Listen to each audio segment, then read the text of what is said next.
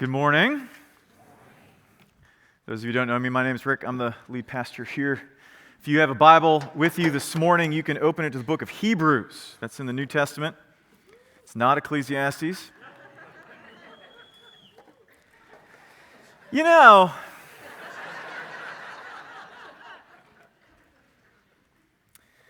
this is not encouraging. I'm just going to say it. In any other geographic context, we'd be saying fall's in the air and, football season started, and so it's a perfect time to kick something off. The book that we begin studying this morning, honestly, is one of the treasures of the New Testament. It is artistically written, it is theologically rich, it's the place where we've got a lot of kind of famous passages. If you've been Christian a while, reading the Bible a while, that you're probably familiar with. The Hall of Faith, chapter 11.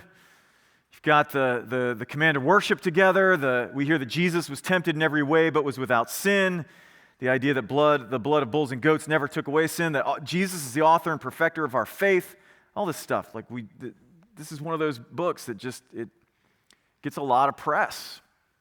But I wonder, though, if we've actually read it in the way that it was kind of intended, right? Every New Testament writing is written directed to a particular group of Christians for a particular reason, right? It's not simply a place to teach truth. It's actually intended to do something. And so I wonder if this was written, if we've read this from the perspective that it was written for. It's got a lot of great truths in it. But the book of Hebrews is trying to do something. What is it trying to do? That's what we're going to try and do this morning, reading what is probably one of the most famous of the passages in this letter, and it's the first 4 verses. So if you have your place there, if you'd stand in honor of God's word, it'll also be projected on the sides and the screens. It's God's word to us.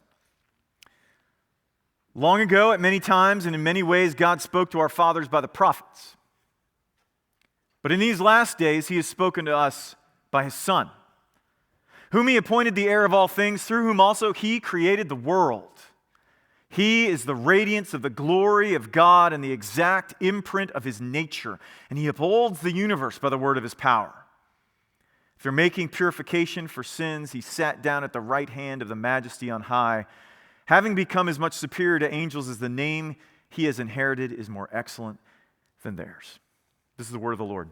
Would you pray with me? Jesus, as we enter into this study, and even as we look at this passage, these short verses, Lord, help us to make much of you in our hearts this morning, in our minds as we think about your greatness, your glory. As we bring our doubts and our questions to you, we ask that you would fill our minds with your glory. That you would become bigger than those doubts, bigger than those questions. We ask it in Christ's name. Amen. Have a seat.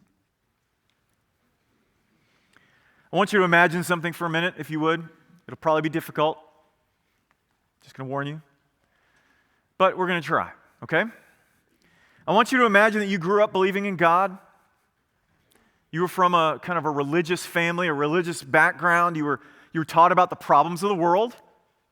Here's the problems that we engage in the world. But here's the promises of God, and here's the glorious future that God has planned. Just imagine this, okay? Then you discover the grace of God. You actually had been taught all these things, but all of a sudden you kind of discover his grace. You hear of Jesus, who's come to finally bring all of these things to pass. He's the answer to all of these promises. He's the solution to all of the problems that you have been taught are in the world. You believe and you see that it is God's grace and not your work that will make all of these finally come to fruition. Everybody with me so far? I know it's hard. Just imagine this. Now I want you to imagine that after you've come to believe this, maybe a few years have gone by, 10, 20, a couple decades maybe. Life has pretty much gone on exactly the way it did before. Sure, some things have changed, but the reality is that you are still you. The world Still the world. And everything you thought was supposed to happen, it really hasn't. In fact, now you're facing hardship amongst maybe even your family because of the fact that you've decided to follow this Jesus guy. So the thought enters your head, not publicly, of course. It would never happen publicly. You wouldn't speak about this in company, but you've thought it. Maybe Jesus wasn't the guy.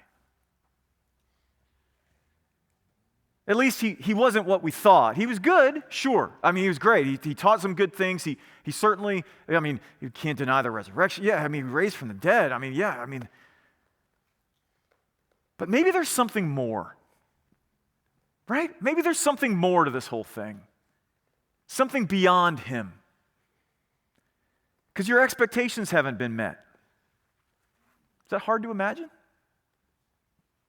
My guess is it isn't. That's what prompted this sermon, which turned into the letter to the Hebrews. The idea that there's a group of people who had certain expectations of what life would look like after the coming of Jesus to fix the world, and it hasn't panned out. And so maybe we stick with Jesus to some degree, but we look for something a little more.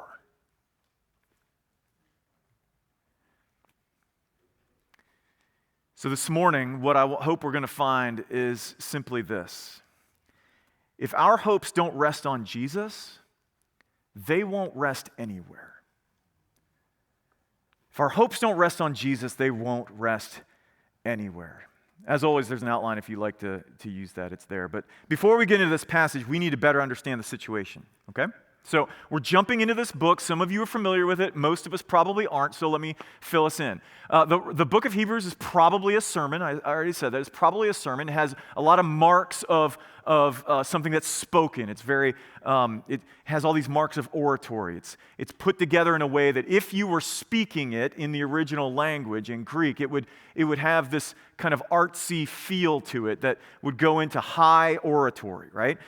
There's consistent reflection throughout this book on several passages of the Old Testament, just like a sermon would.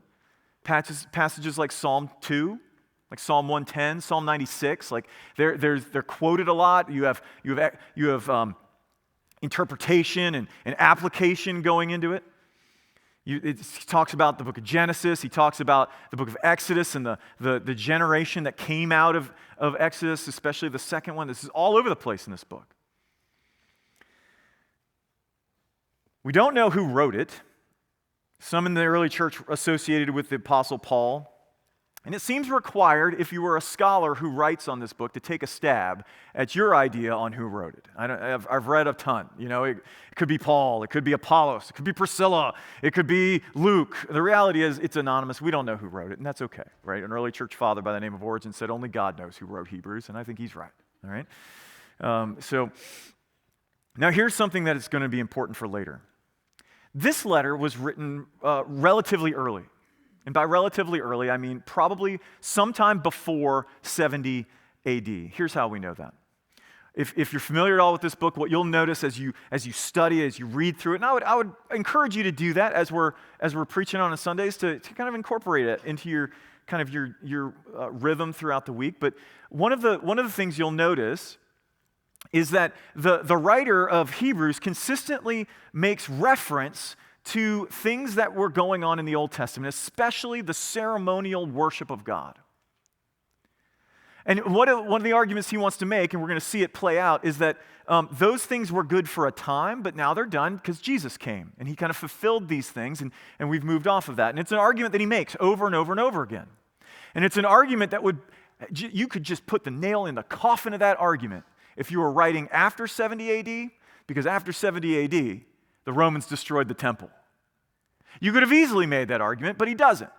Probably because all of that's still going on. So it's written relatively early. Again, that's going to become important here in a few minutes. So just kind of get that in the back of your head. And I said earlier that it was kind of written as a means of dealing with our expectations of God that have been disappointed. So if you're a first century Jewish person, what are you expecting? Let's dig into that first. What do you expect is going to happen with the coming of Messiah? You've grown up with the Bible, you've read it, you've done all these things, you've heard it talked about and preached and taught. So what is a first century Jewish person expecting is going to happen when their Messiah comes? Well, there's a number of things that they thought would happen. The first and foremost being the final dealing of sin. How that was going to happen, they didn't know. They weren't sure. Right? There was some thought that maybe somebody would come and finally kind of make a purification that was going to be final. Some of them just figured that God was just going to change everything and make it new. What they thought was Messiah was going to come, the resurrection was going to happen, God was going to deal with the Gentiles, those nasty, mean people who don't believe in God. He was going to get rid of them. He was going to judge them. The world's going to be made new. The presence of God is going to be among us. Wine flowing from the mountains. All these great things. There's your hopes. This is what you would have believed was going to happen when Messiah came. But now here's your reality. Life goes on. You still sin.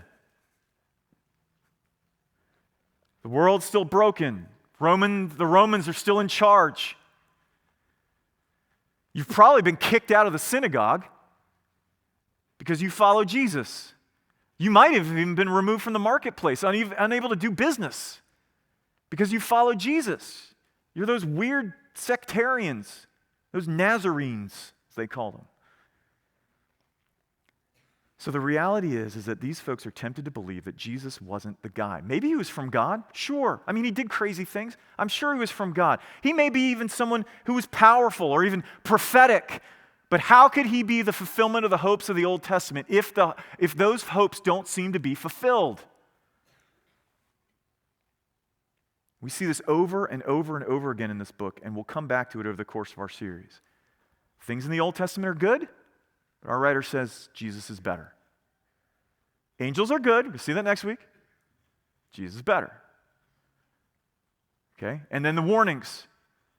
Don't leave Jesus. Or there's nothing for you. That's what's going on over and over and over again in this book. All right, so let's jump into the text now that we've got some context. Look down at verses 1 and 2. He says this, long ago at many times and in many ways God spoke to our fathers by the prophets, but in these last days he has spoken to us by his Son. Now, two things about these verses. First, the contrast. There's a contrast going on, right? Long ago and these last days. Long ago, these last days, right? Now, long ago isn't bad. Again, this is important. Like sometimes, I don't know what it is. Steve and I have talked about this recently. I don't know what it is. But sometimes we tend to have the thought that if I'm saying one thing, I'm then also saying one thing is good, that I'm saying the other things are bad. That is not what's going on here. He's saying long ago was good. God spoke through the prophets. He did that. That was good. But now, there's another thing going on. There's these last days. Now, as soon as I say that, some of us, especially those of us who are a little older in the room, who can remember the 90s. Okay? Not all of you can, but most of us can. These last days brings with it this freight of Christian weird stuff. Right? Because it brings with us this talk of like the end times and all this stuff. You need to understand that for a first century Jewish person, these last days is a specific context. They understood the entire kind of history of the world and the future of the world to be divided into two epochs, right? After the fall of man, after we're in the garden and everything's good, but then we turn from God, we betray him, and the world becomes broken. And when that happens, we fall into what they called this evil age. Dun, dun, dun. It's this evil age. And what they meant by that was here is an age governed by human sin and brokenness. With me?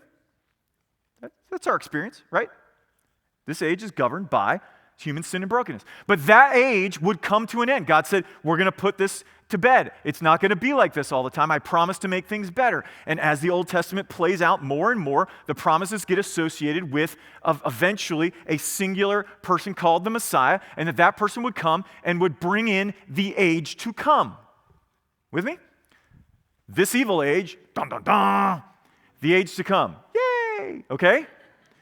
And they saw that as being a dramatic break. That when Messiah would come, everything would change. Everything would blow up, and he would come and do stuff, and we would go from this evil age to the age to come. That would have been awesome. But it's not what happened. Okay? It's not what happened. When our writer talks about the last days, he's talking about a change of epochs. That something has changed. For a Jewish person in the first century, that would have been understood as like the boundary lines of the age to come. But he's also talking about a finality. To talk about the last days implies that no further are to be expected. So when he talks about in the former times and previous times, in many ways, God spoke to our fathers and the prophets, but now, in the last days, in the days in which we should not expect more after this, he has spoken to us in his Son. No further speaking is to be expected. But it's also telling us that Jesus was the one that brought us into the last days. In other words, just because our circumstances don't seem like it, it doesn't mean that it hasn't happened. Now, we're going to talk a lot about that this evil age, the age to come, and all that stuff. And if you're college student, seminary student, you know what's coming, right? It's the overlap and the now and not yet. We'll get to all that in later sermons, but I just want to introduce it here, okay? Second thing I want to point out about this verse is the grammar. I know you thought you were done with that in 9th grade, but here we go. All of the verbs that are given in these verses, especially these first two, but throughout, all of the verbs are given in a form in the original that communicates a once-for-all action, not an ongoing one. A definitive action, something that has definitively happened in the past. Okay? Why does that matter? It's definitive. God did speak in the previous epoch. It's not bad. He did speak. And he spoke through the prophets. And when they say prophets, they don't just mean Isaiah through Malachi, right? They don't just mean what we mean when we say prophets. They kind of understood the entire Old Testament as being prophetic in a certain way, as those who read it. So he spoke through all the prophets. And that is done. That has happened. But he also spoke in the Son, which is to say, there is no further word coming. All of the New Testament is simply a reflection back on Jesus and what he did. Okay? Now, for you theology nerds, let me let you in on something. Everybody else can kind of just check out for a second. There was a late 19th, early 20th century theologian. His name is very Dutch. It's Gerhardus Voss. Ooh, Gerhardus. Imagine writing that name, having someone call that name out in class. Johnny, Sally here, Gerhardus? Yeah, like that's his name. His name is Gerhardus Voss. And Gerhardus Voss talked about God's revelation as something that always followed his redemptive action. He would do something redemptive, and then he would give his revelation to interpret it for us so that we didn't have to figure that out on our own. Right? So God chooses Abraham, and then he talks about why. And then he does the Exodus, and he talks about why. And then he does the full redemption in Jesus, and then he reveals the why.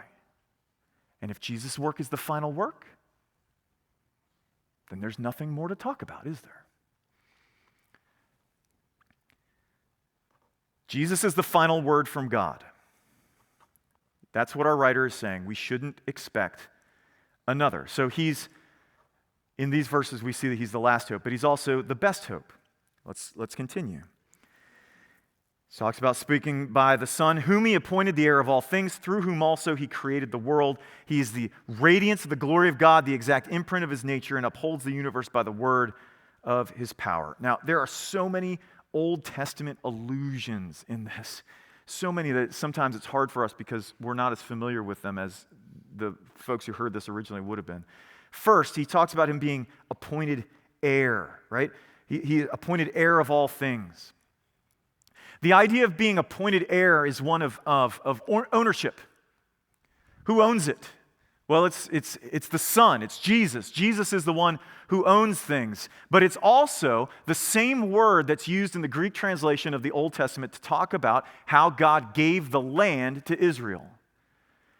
It's a sense of this is yours. It's this idea of ownership. So he says that Jesus has ownership, enthronement over the world. But second, he was the one through whom the world was made. So in the Old Testament, in Proverbs chapter 8, it kind of talks about wisdom. And wisdom is this thing that, and some of you teenagers, you've been reading Proverbs, right? With Jonathan's having you reading Proverbs over the summer. So you've probably read that in Proverbs 8, wisdom is this kind of thing that God was present with God and God used to create the world in wisdom. And that's kind of the way that the writer of Hebrews is kind of connecting the Son, Jesus, with that concept, with wisdom. He is being presented as the owner of all things and the creator of all things. And it's very important when it says he also created the world. That is a bit of a gloss. That word world is a bit of a gloss. There are Greek words for world. There's Greek words for earth. The Greek word used here actually means kind of the universe. Like all things. He's the creator of all things. Now, it's not just that, though, because we can read that and get the wrong idea, can't we? Oh, yeah, so Jesus was there at the beginning.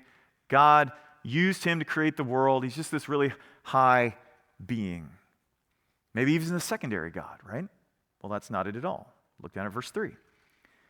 He is the radiance of the glory of God and the exact imprint of his nature, and upholds the universe by the word of his power.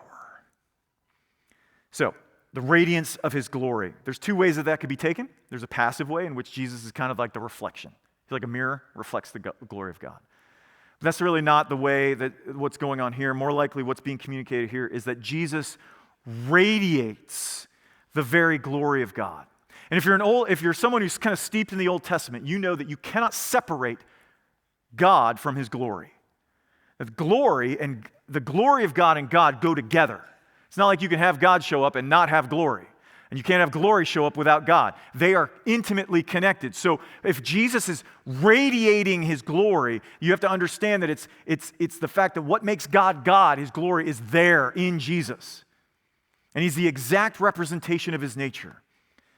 That word exact representation is the word used to describe a tool that makes imprints in something. In other words, that when it makes that imprint, the exact thing is communicated. And that word nature is the word that the early church would use a little later to describe the unity of God. In other places, it's translated substance, that they are of the same substance, right? They're one God in three persons. All of these verses present Jesus as not just a prophet, not just a powerful being, not just a wonder worker, not just a good teacher. He is God himself. The church would later reflect on this and describe him as God the Son, the second person of the Trinity, both God and man united. In other words, if there is anyone who is qualified to bring about the completion of our hopes, it would be this one. It would be this person. Now, as soon as I say that this book is presenting Jesus as both God and man, some of us in this room are thinking, come on, Rick, isn't that what all crazy ancient religions do? Right? I mean, don't they all kind of just deify their leader and da-da-da-da-da? Well, I know that we've been told that, but there are a couple of things that you need for that to happen, right? Because that can happen. But let's think about what you need for that to happen. The first is time, right? If you're going to deify someone, the very thing that you're going to need is to not have anyone around who watched him burp. It's hard to deify someone, right? Who's human, who has human features, who does human things. But like I said, this book was written before 70 AD, which means well within the lifetime of those that walked with Jesus, that ate fish with Jesus, that he was laughing and hanging out with them and doing stuff with them. And I know we love to present Jesus as if he was just like this statue most of the time. But he's fully human. He did all the fully human things except sin. All the others. You would need time to not have those people around. You would need time to kind of make legendary all of the, kind of embellish the stories and kind of make this, Hercules thing. Like, yeah, he became really strong and he did all them trials and became God. So first you'd need time. The second thing you would need is for that idea to be plausible. Now, like I said, I mentioned Hercules. In the Greek world, yeah, I guess it's kind of plausible. You have mental furniture for the idea of someone going from human to God. They kind of climb the ladder, do enough stuff that Zeus kind of says, okay, you're in. You have that in the Greek world. You do not have that in the Jewish world, right? If you're a Jewish person from like the smallest, and it was so great, like today as John was leading us in the Lord's Prayer, I'm sitting in the back and I can hear there. Over on this side in the back, there's a bunch of kids, and I can hear all their voices. I love that, right? If you were a Jewish person in the first century, from that age, when they're reciting the Lord's Prayer, you're reciting the Shema. Hear, O Israel, the Lord your God, the Lord is one. One. It was the primary confession of the Jewish world. It was one of the things that they said, this is what makes us, and the rest of y'all wrong. God is one. There is no mental furniture for Jewish people to go, oh yeah, of course humans become God all the time. No, it does not happen. You need time and plausibility, and those are the very two things that don't exist in this context. The reality is that even earlier than the book of Hebrews, the earliest book of our New Testament, the Apostle Paul, the early Christian leader Paul, is writing the same kind of things about Jesus that this is. Within a decade, maybe 15 years after his resurrection and death and resurrection.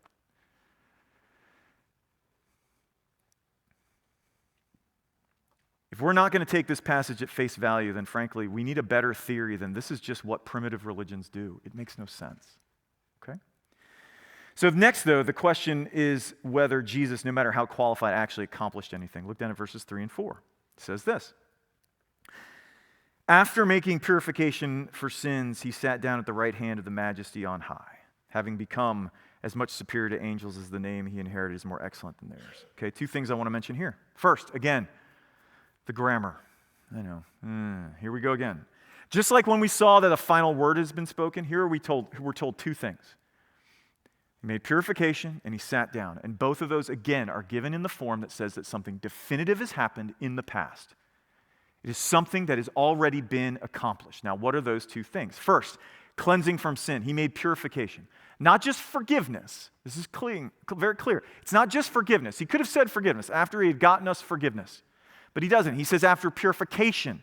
This is the work of a priest. If the first couple of verses of Hebrews presents Jesus as this great prophet who gives us the fulfillment of being a prophet, the final word from God, here he's the fulfillment of a priest. He is the one who made final and definitive purification from sins. After he purified sins, he says.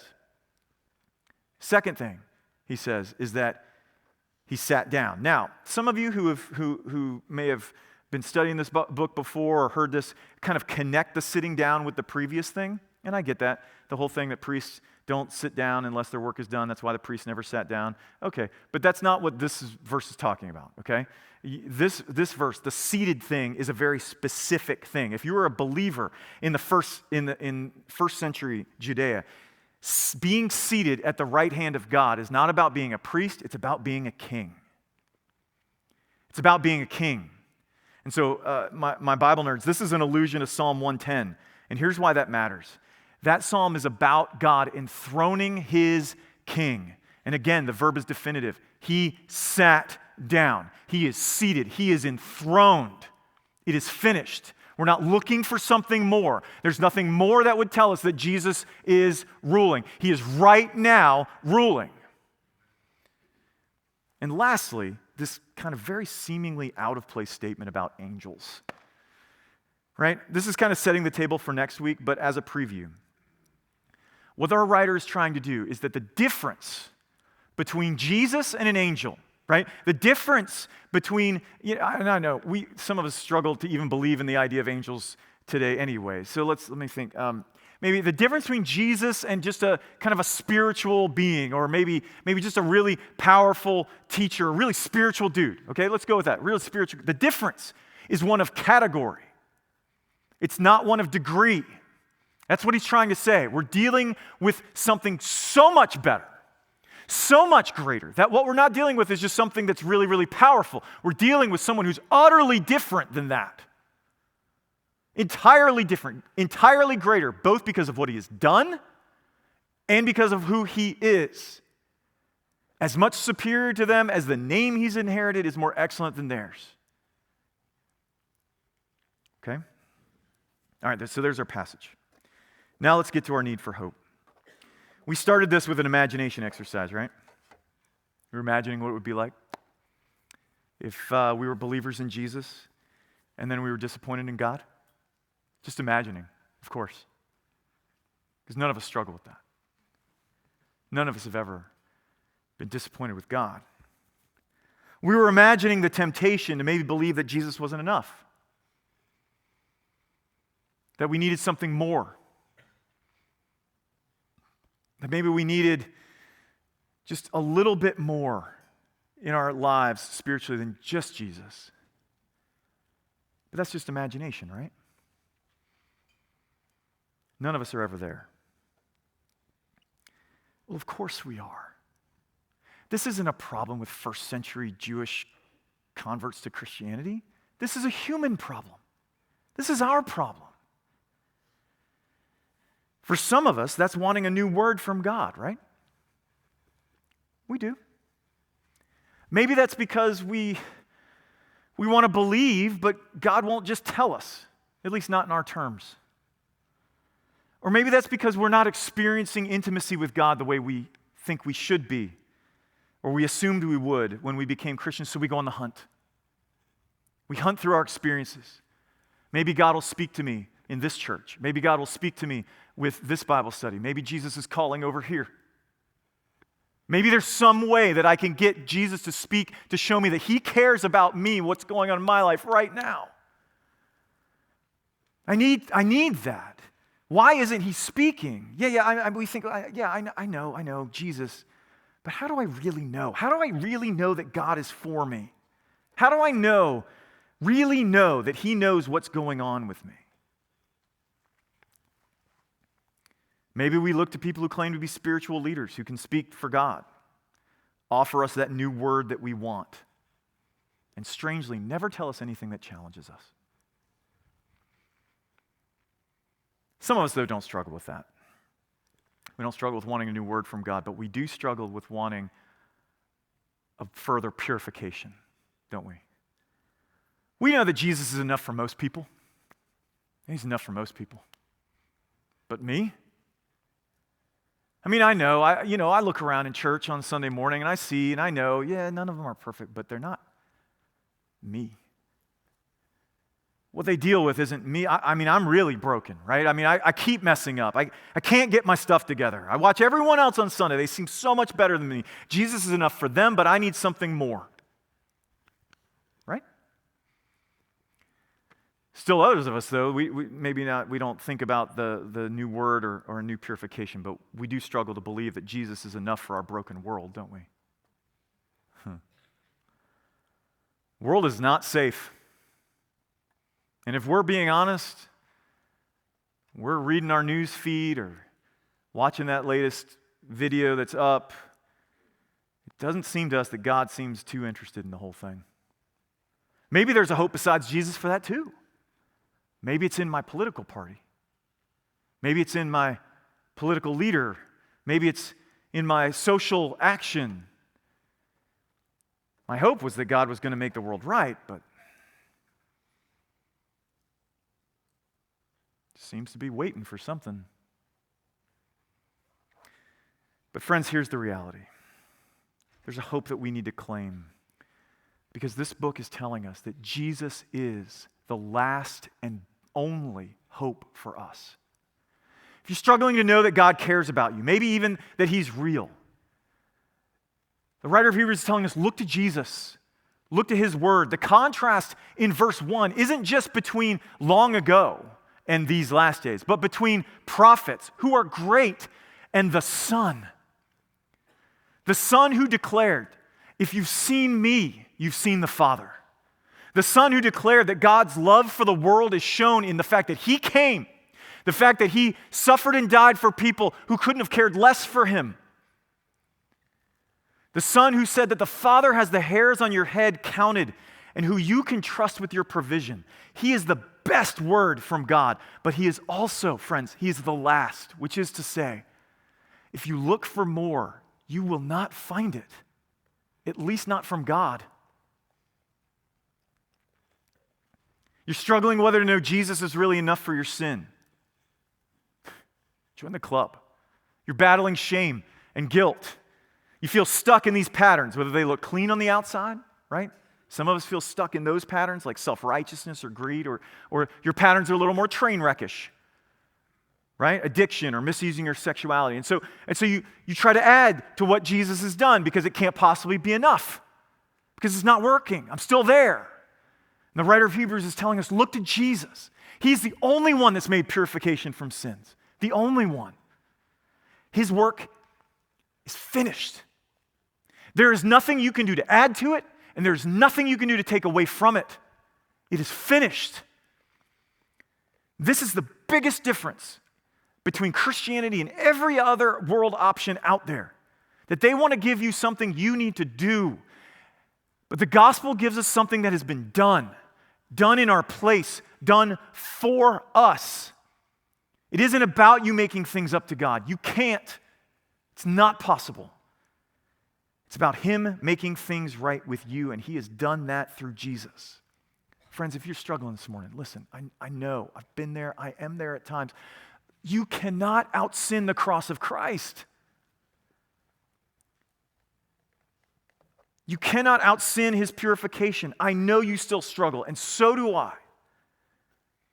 But there is no hope apart from Jesus, because no other hope can return us to the dependence on God that we were made for. Everything else just makes the problem worse. You're struggling to know whether Jesus is enough to rein in the evil that we see in the world. I know.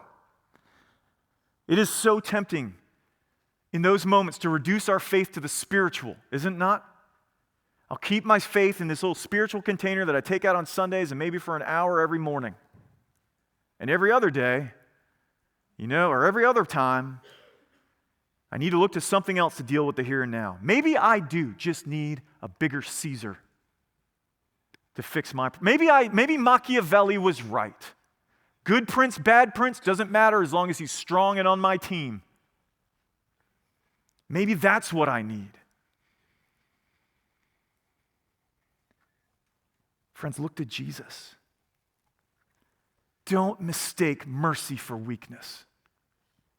Don't mistake his patience for weakness. Jesus reigns. The presence of any true justice in this world, any human flourishing in this world is there because for 2,000 years, Jesus has sat enthroned and he is exacting his rule. Yes, there are rebellious elements all over the place, not least right in here. But he is exacting his rule. No, it's not eliminated totally. That will happen when he returns to set things completely to rights. Like I said, now we live in this weird overlap. This evil age is still going on, and yet these last days, the age to come, is kind of broken in. We live in this period where his reign is truly here, but not fully.